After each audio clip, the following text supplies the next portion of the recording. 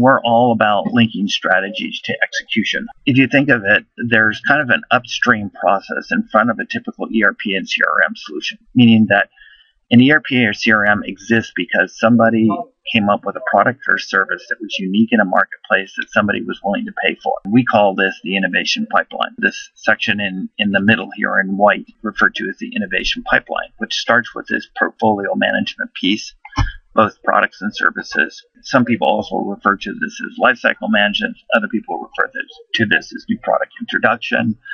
Whatever terminology you want to use on it, we call it the innovation pipeline. We fit upstream from the typical CRM marketplace and ERP. We're essentially before the product is ready for the market or service as it's being put together. According to the Conference Board for 2012, the top challenge for CEOs restarting their innovation pipeline after all the nasty things they had to do to it over the last few years because of the worldwide recession that we're still experiencing. We address specifically that innovation pipeline piece. We're talking about alignment of what the corporate strategy is with what people are actually doing.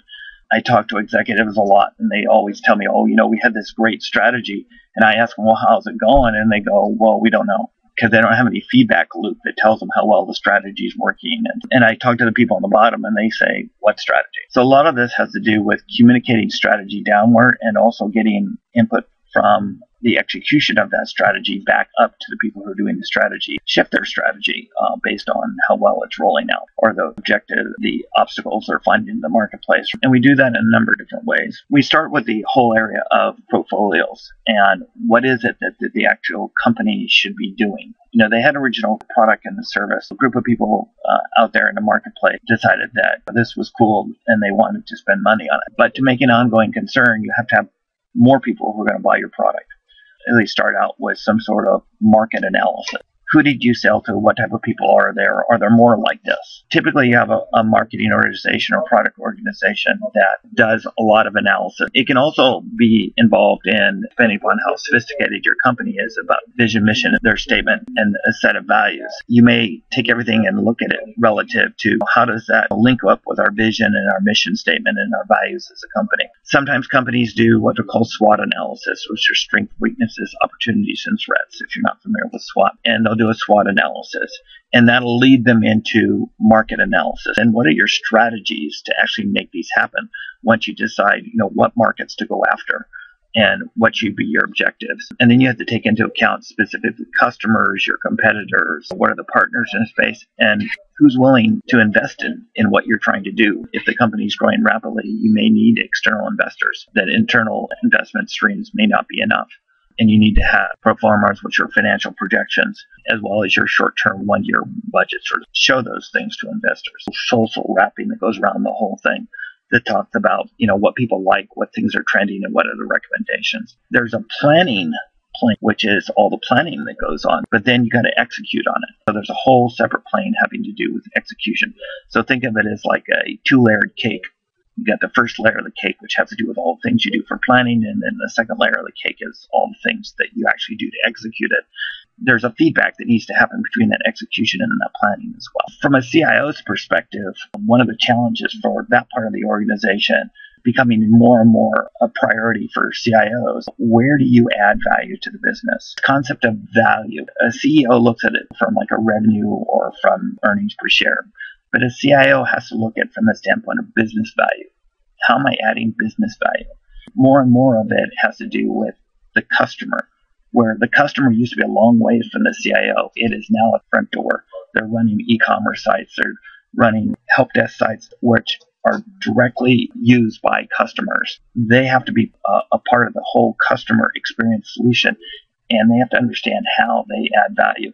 We also incorporate with a higher level concept beyond the innovation gap. Most people, when they think about innovation, they think about research and development. Those are the people who do innovation. I'm familiar with Robert Kaplan's work on strategy maps. He's brought this whole concept of value creation. You've probably heard of the value chain, which usually refers to supply chains methodology, but this concept of that every place in your company should be adding value to the business. This strategy map that I show here in the middle is an example of the value creation map. This gives you a way to holistically look at the entire organization and look at where are you creating value? And what are you doing to create value? And how well is it being executed? So again, this concept of planning versus executing. Traffic lighting technique, green, yellow, and red. So we use that extensively. What we do is take all of our visualizations and project through so you can see the plan and you can see what's happening from an execution standpoint. So in this case, you see that there's some things that need to review, there's some things that are on target, there's some things that need immediate corrective action. And you can see what we call management at a glance views your entire organization and be able to drill down and see where the issues are. So you can click into you can see the details. So this is useful from a CIO's perspective because they have to understand where they fit in the value chain, in the value creation. And so by having this sort of model allows them to show how they contribute into the overall business and value. Our enterprise level product is called Value Creator. What it helps to do is drive alignment between your strategy and your execution, as well as with your third-party providers and within roadmaps. You may, from an IT perspective manager, especially in today's arena where it's moved from being infrastructure-centric to being application-centric. And now I argue that it needs to be value creation-centric, that you have a lot of third-party people involved, and you need to be able to align those people to what you're trying to do.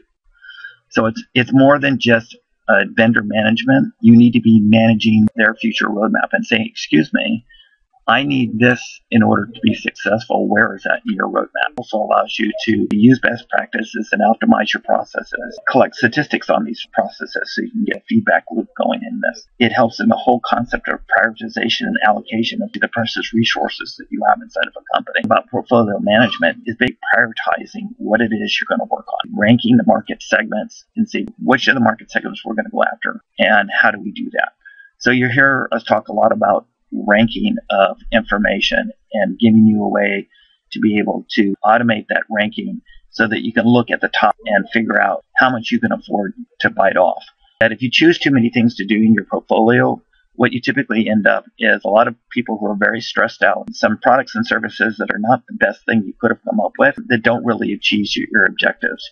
So you need to be really sharp with your cutting edge when you're doing your portfolio to make sure that you actually bite off no more than you can really chew, because it really has a demoralizing effect on your staff when they're just stressed beyond belief trying to get all this stuff done. And then you'll see a lot of stuff having to do with measurements and targets and how do you compare to that. We also have a survey tool which is built on top of Salesforce's Sites platform, which does surveying of customers, of employees, of suppliers, whatever you want to survey, we can do it. What we're trying to do is give a balance between stuff for executives and for employees. The executives want visibility of what's going on. They want to understand where they can help out, where they can make better decisions, get more information, make better decisions. How can they improve the profitability of the company?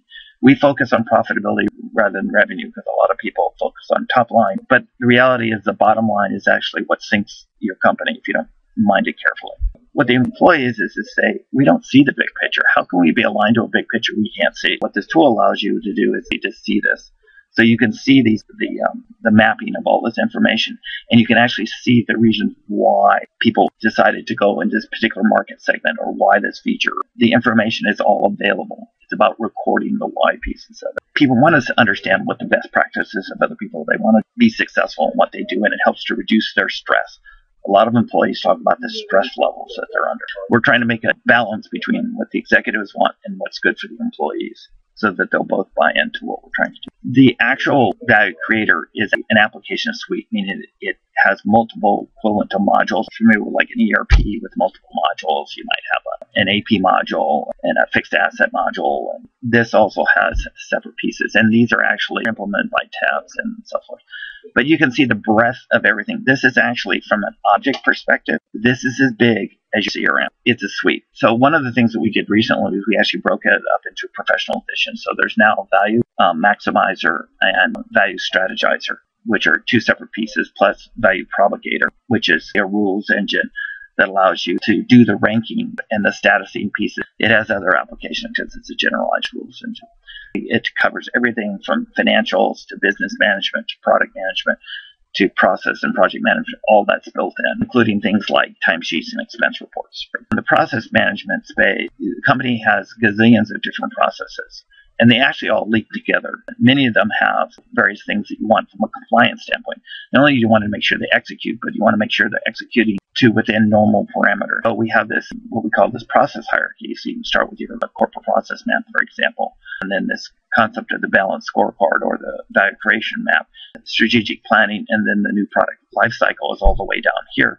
You notice that the traffic lighting, the green and the yellows are projected through this. So you can see what the plan is, but you can also see what's happening with the execution of the plan. Some of the project management pieces, we also go down as far as supporting agile methodology. So this is a storyboard for an agile sprint. This is sprint number 3. That's implemented. So we can run agile as well as traditional waterfall. So you can also have more of a Gantt view, both from project and resource. You can get those views as well. But people sometimes get it mixed up with project management. That's only like a small fraction of what we do. And almost every financial force, for example, has a project object inside of it as well. It's just one of the pieces that you need to run a business.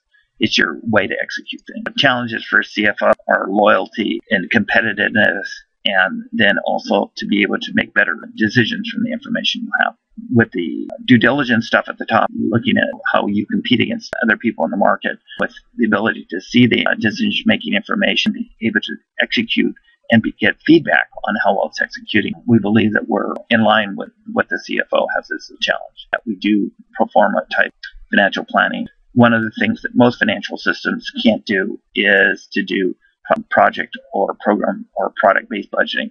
Typically, you get their financial chart of accounts and you get departments, and that's all you get. We actually do traceability back. And what we also do is real-time ROI. So you can look at a product, you can look at a campaign, you can look at an account, and you can see the real-time ROI at any point in time. It includes both planning and actual. We actually do revenue recognition. Value Maximizer is all the process and accounting pieces of it. It's essentially the execution part, and the Strategizer is all the strategy piece having to do with vision, mission, strategy. And the Value Propagator is this powerful rules engine that is the thing that takes action on your behalf and helps to propagate information or status or rankings. From the standpoint, if you're doing a market analysis, companies typically do like their strategic planning like maybe twice a year now. It used to be once a year, but the world is changing too fast.